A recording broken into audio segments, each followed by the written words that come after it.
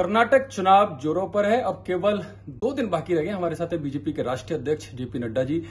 नड्डा जी, कांग्रेस की जो नेता है सोनिया गांधी, उन्होंने कर्नाटक को लेकर एक ट्वीट किया, कहा है कि जो उसकी संप्रभुता है कर्नाटक की, वो किसी भी कीमत पर उसको खतरे में नहीं लाना चाहती, लेकिन बीजेपी वाले खतरा उसके लिए पैदा कर रहे हैं। देखिए, सबसे पहली बात तो यह है कि मैंने आपको पहले कहा कि कांग्रेस पार्टी और कांग्रेस के नेता जिस तरीके से बयानबाजी कर रहे हैं, दिस शोज दी कांग्रेस की पार्टी का मानसिक दिवालियापन हो गया है।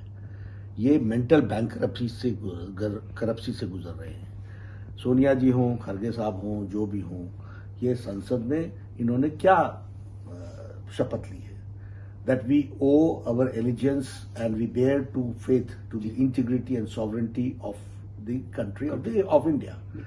हम भारत की संप्रभुता को अक्षुण्ण रखेंगे और भारत की भूमि के प्रति हम समर्पित रहेंगे। ये अब कर्नाटक की सॉवरेंटी और संप्रभुता की बात करना, कर्नाटक के हमारे हजारों योद्धा जिन्होंने देश की कुर्बानी के लिए अपना सर्वस्व लगा दिया, उनके लिए ये अपमान है।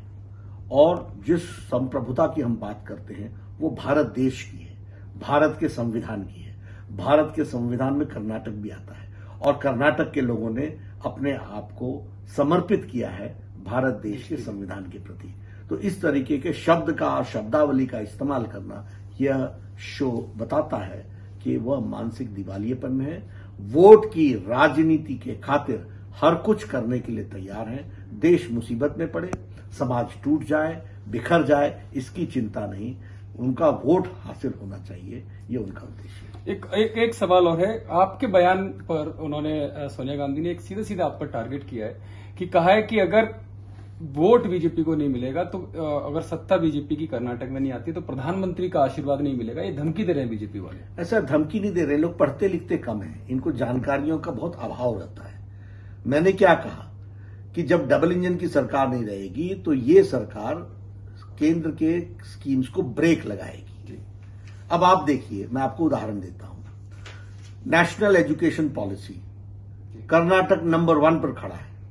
अब ये ब्रेक ही नहीं लगा रहे हैं, बैक गियर लगा रहे हैं, बोलते हम नेशनल एजुकेशन पॉलिसी को विड्रॉ करेंगे। बिल्कुल इस तरह। अब इनको ये नहीं मालूम कि नेशनल एजुकेशन पॉलिसी बनते समय कर्नाटक के चीफ मिनिस्टर, एजुकेशन मिनिस्टर का उस पर हामी थी।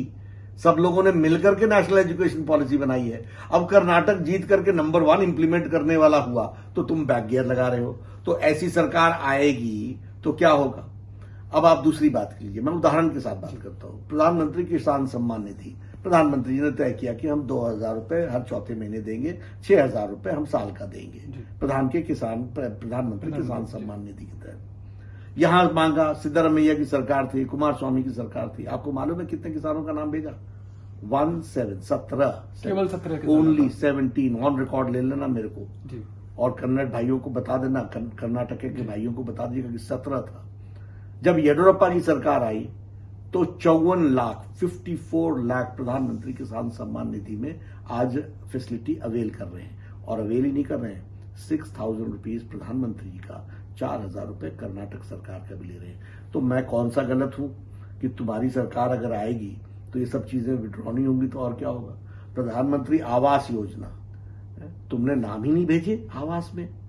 और येडियुरप्पा की सरकार आई, 7 लाख से ज्यादा आंकड़े, किसानों में 17 नाम भेजे और आवास में भेजा ही और रोक दिया। और फिर उसके बाद हमको आज 7 लाख मकान बना करके तैयार हुए और महिलाओं को उसका मालिकाना हक भी दिया गया, अधिकतर महिलाओं को दिया गया उसका मालिकाना हक। आयुष्मान भारत, मैं हेल्थ मिनिस्टर था, ये सिद्धरामैया जी वॉज द चीफ मिनिस्टर। किसने रोकने के लिए कहा था?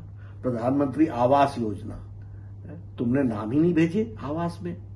और येडियुरप्पा की सरकार आई, 7 लाख से ज्यादा आंकड़े, किसानों में 17 नाम भेजे और आवास में भेजा ही और रोक दिया। और फिर उसके बाद हमको आज 7 लाख मकान बना करके तैयार हुए और महिलाओं को उसका मालिकाना हक भी दिया गया, अधिकतर महिलाओं को दिया गया उसका मालिकाना हक। आयुष्मान भारत, मैं हेल्थ मिनिस्टर था, ये सिद्धरामैया जी वॉज द चीफ मिनिस्टर। किसने रोकने के लिए कहा था? क्यों किया डिले? क्यों 5 लाख देने में डिले किया? और हमारी सरकार आई तो 5 लाख भी मिला और आगे और हमने एक्सपेंड किया।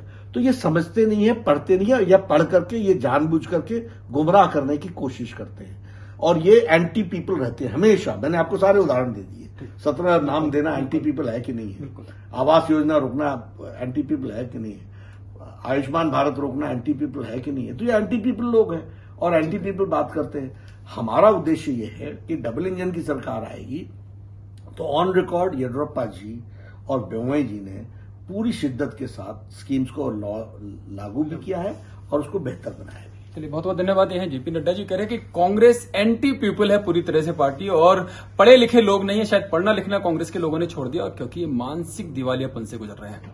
Yatendra Sharma, news 18 India, Bengaluru.